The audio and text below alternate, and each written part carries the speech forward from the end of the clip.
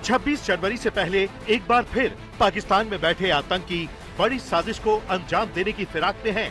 बीते कुछ दिनों में लश्कर और जैश के टॉप कमांडरों की बहावलपुर में मीटिंग हुई।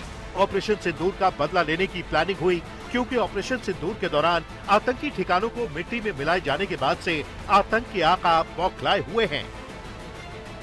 आतंकी अब्दुल रऊफ ने कबूल किया है कि मुरिदके पर बरसे भारत के गोला बारूद की गूंज आज तक सुनाई देती है। पाकिस्तान में बैठे आतंक के आका नई साजिश की बिसात बिछा रहे हैं, लेकिन भारत ने भी पाकिस्तानी जमीन पर पल रहे आतंकियों से निपटने की रणनीति तैयार कर रखी है। तो टेररिस्ट कैंप के हालात का मैं ये बताना चाहूंगा कि जितनी खबर हमारे पास है, तकरीबन 8 कैंप्स अभी भी हमारे ऐसे नॉलेज में हैं जो कि एक्टिव हैं, जिसमें से 2 तकरीबन आईबी के अपोजिट हैं और 6 एलसी के अपोजिट हैं। और इन कैंप्स में तकरीबन अभी भी हम समझते हैं कि किसी प्रकार की प्रेजेंस या ट्रेनिंग है, तो इसलिए हम उसके नज़र रखे हुए हैं, उसकी खबर कोशिश करते हैं हासिल करने की, और अगर कोई ऐसे दोबारा हरकत हुई तो हम ज़रूर उसको, जो हमारा इरादा है, हम उसको ज़रूर अंजाम दें। पीओके और पाकिस्तान में इस वक्त 8 कैंप सक्रिय हैं। इन कैंपों में लश्कर और जैश के आतंकियों की ट्रेनिंग चल रही है। वहीं पीओके में लश्कर की तरफ से आतंकियों की भर्ती चल रही है। इसी साजिश को अंजाम देने के लिए बॉर्डर पार से पाकिस्तानी सेना नए नए हथकंडे अपना रही है। कभी ड्रोन की घुसपैठ तो कभी पाकिस्तानी गुब्बारा। जहां तक ड्रोन का सवाल है, ड्रोन ये आपको देखना ये कौन सा वक्त है। ये वक्त जो है हमारा 15 जनवरी और 26 जनवरी के काफी पास का वक्त है।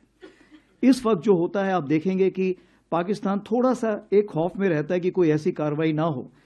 तो ये जो ड्रोन्स अभी हमने देखे हैं, ये बहुत छोटे ड्रोन्स हैं, ये लाइट ऑन करके आते हैं, ये बहुत हाइट पे नहीं जाते हैं, और ये बहुत ही कम देखे गए हैं।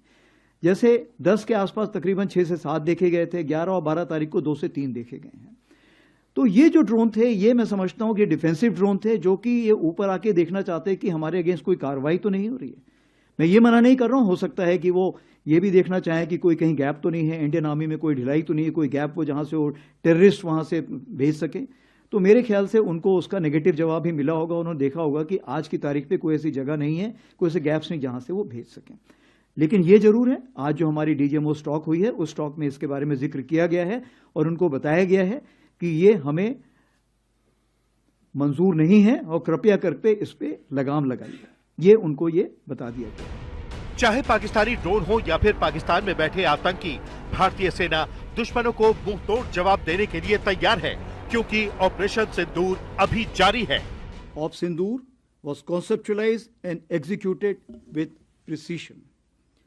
Through 22 minutes of initiation on 7th May and an orchestration that lasted 88 hours up to 10th May, the operation reset strategic assumptions by striking deep, dismantling terror infrastructure, and puncturing the long-standing nuclear rhetoric.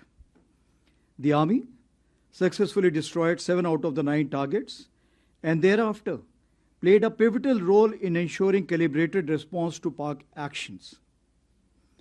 As you may be aware, Operation Sindoor remains ongoing. Any future misadventure will be resolutely responded to. 26 जनवरी के चलते Pakistan border पर भारतीय सेना high alert पर है। घुसपैठ की किसी भी कोशिश को नाकाम करने की पूरी तैयारी है। तो दूसरी तरफ चीन से सटे बॉर्डर पर भी खून जमा देने वाली सर्दी में भी सुरक्षा बल पहरेदारी में जुटे हैं।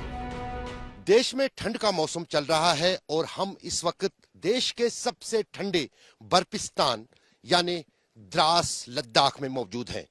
आप तस्वीरों में देख सकते हैं, यहाँ नदी हो, नाला हो, झरने हो, सब कुछ जम चुका है। रात का तापमान -25 डिग्री और इस वक्त तापमान -16 डिग्री। यहां तक कि जो पानी बहता है दरिया में तेज धार से, वो भी बहते बहते बर्फ बन जाता है।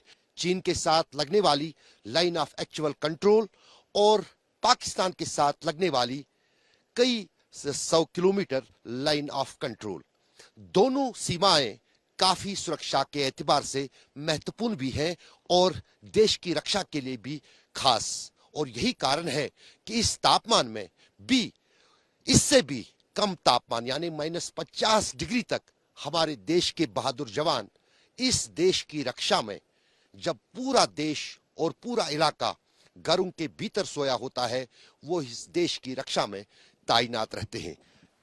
-15 डिग्री इस वक्त, जबकि सूरज निकल चुका है, हल्की हल्की धूप निकली है, लेकिन तब भी तापमान -15 है।